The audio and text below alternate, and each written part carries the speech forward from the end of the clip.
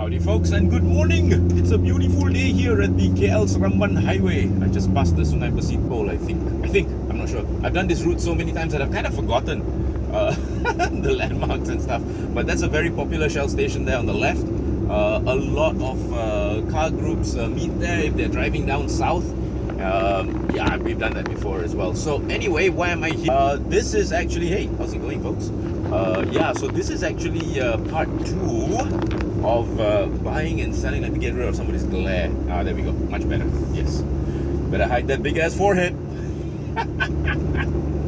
One of the best lines from the Fast and Furious franchise was off the cuff. It wasn't even scripted, so the reaction was all genuine. Yeah, so anyway, what was I saying? Yes, where I left off just now was actually not spending your whole budget on buying a car. Because you're gonna need the eventual budget for repairs and stuff like that. I mean, just basic stuff. Yeah. First thing, always check the tires. I've said this before. Tires are your only contact with the ground. You and your car, the only contact. So make sure your tires are in good condition. If the car needs new tires, that's straight up. Tire prices have gone up, so that's straight up close to $2,000 already, depending on the size that you're gonna buy. Depending on the car it's for. So that's already ballpark figure for 4 brand new tires, yeah, about 2,000 ringgit. If the battery is old, you want to change the battery. You don't want to one day wake up in the morning and then your car cannot start. So change the battery. What's that? Depending on the size of the battery, 500 ringgit. Another thing, first thing you want to check, one of the things you must check actually is the alternator and if it's charging the battery properly. They have a device that they actually, workshops have a device that they can actually connect to the battery, and when the car is running, and see if the alternator is actually charging the battery. This is very, very important because you don't want to wake up the next morning, the very next day after buying a car, and the car cannot start. Why? Because the battery bad already. Okay. What else is there to know? Okay, let me talk about my SOP. Let me talk about my standard operating procedures when I get a new Weevil. Mechanical, electrical, peripheral, in that order. Make sure the mechanicals are all working well. Make sure the electricals are all working well before you get into the peripheral. Peripheral meaning paint, interior cleaning, stuff like that, okay? Most important is mechanical, because the last thing you want anywhere, anytime, is a breakdown.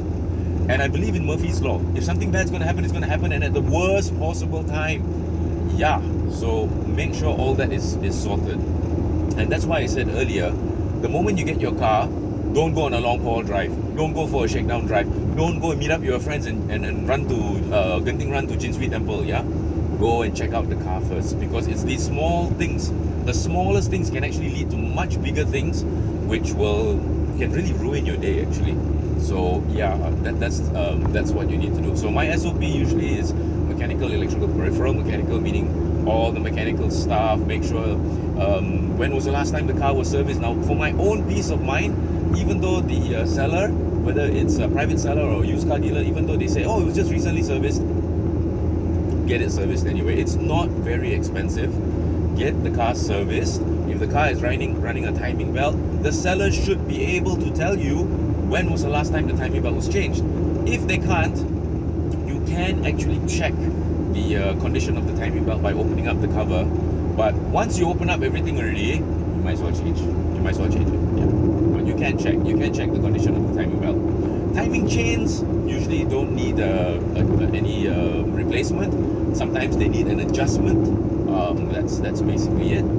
So all the lubricants. Now, you don't have to bleed your whole car dry and change all the lubricants. You can actually check the condition of the brake fluid. You can check the condition of the coolant. If it's all okay, then don't have to change it. Just make sure it's at the optimum levels. Very, very simple. As a general rule of thumb, I usually bleed the car and change all the fluids. Yeah, including what I just mentioned, the brake fluid and all that. So that's just my own peace of mind. The better safe than sorry. That's what I always adhere to. Better safe than sorry. Change everything. Important things like the timing belt you must look at. So that's why I say don't blow your whole budget on just the car. You need to save some in reserve for the eventual repairs that will come. And look what's in front. Sign, folks. It's a sign for me to hit the road and drive to Thailand again. Sawadee Krap. You're a long way from Phuket.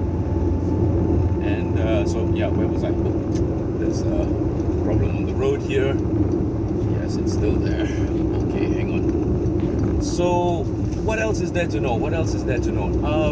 Generally, don't get rid of your car immediately after getting a brand new car. You need a reliable go-to car for your day-to-day driving. The last thing you want is buying a car, releasing your car, and then suddenly the car that you just got needs to be in the workshop for a week, and then you're stranded without any vehicle, without any wheels to take care of your daily needs. So always have one in reserve.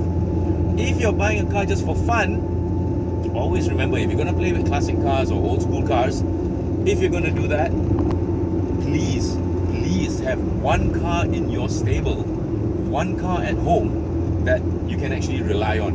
For me, of course, my go-to car is the Wajah, which I'm driving now actually. The Wajah is just put petrol and go. It's a PPG car. And go as in daily commute and long distance. This car has gone to Thailand and back 5 times already.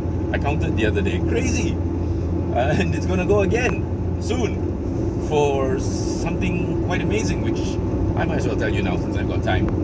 I've been invited again to the Bangkok International Motor Show. BIMS 2024 is happening at the end of March, end of this month. And this year, for the first time, instead of flying there and flying back, I have decided to drive. Yes, and I'm going to drive my Wajah all the way to the Bangkok International Motor Show at Impact Challenger and back again. So yeah, that's going to be fun. Hitting the road with just me and my car, solo drive all the way there, my own little solo Nero. That's gonna be good. So yeah, of course you're gonna be with me. I'm gonna vlog the whole journey, including the Bangkok Motor Show, of course. But getting there and coming back, I'm the only one of the international media that's actually gonna be doing this, because everybody else is coming from Europe and Australia and America and India, so they're not gonna be able to hit the road, but I am. So anyway, yeah, very very happy about that. That's coming up in a few weeks' time. Actually, I leave Malaysia on about maybe the 19th or 20th, and I won't be back till April. Yo, long road trip to the Bangkok International Motor Show. Anyway, so this was just part 2 of buying, and yeah, like I said, have a car in your stable that you can actually depend on, that's reliable, that you can just put the key in, twist, and drive and go anywhere. My normal standard operating procedure is that any of my cars must be able to drive 1,000 kilometers at the drop of a hat. That means I can get in and drive 1,000 kilometers with no issues, no problems. That is my SOP, and it served me well, so maybe it can serve you well as well. Yeah, because the last thing you want anytime is a breakdown. Worse if it's in another country. Let's not even go there. I really shudder to think about that. So if I've missed anything, please hit me up in the comments, and I'll try my best to answer there of what you need to do insofar as buying a used car is concerned. Yeah, there's 2 ways of thinking. If you're just buying one for a Sunday drive, there's one way of getting that. If you're buying one for going to use daily as an old school classic daily driver, again, there's other factors to consider. Like I said, don't let it be your only vehicle.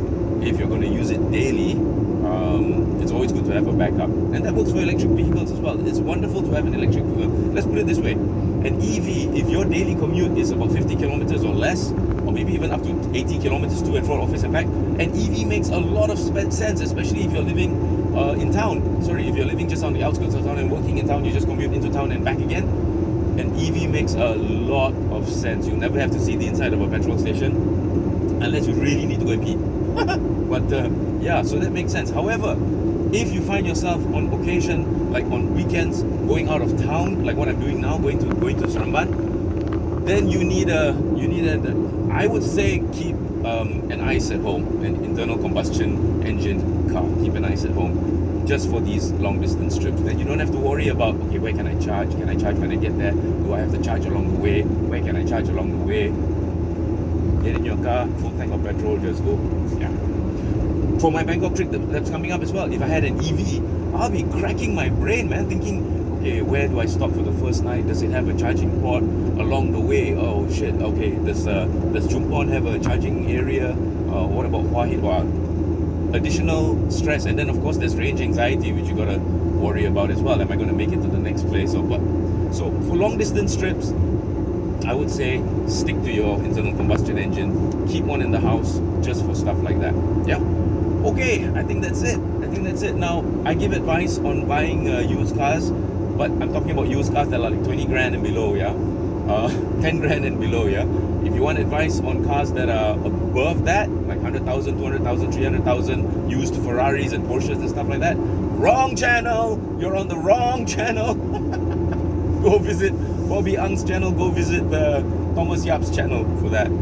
For me, it's the layman. Yeah, the layman stuff. So anyway, good, nice talking to you, and I'll talk to you soon. Anything, hit me up in the comments. Before I go, smash that like button. It helps. Smash it right now. And please consider subscribing and following. Turn on those notifications if you like crazy content like this. Nice talking to you all. It's been fun, and yeah, so take care, you all, and thanks for watching, and I'll talk to you all soon. Hit me up in the comments if you have anything you want to ask. Yeah, take care. Bye.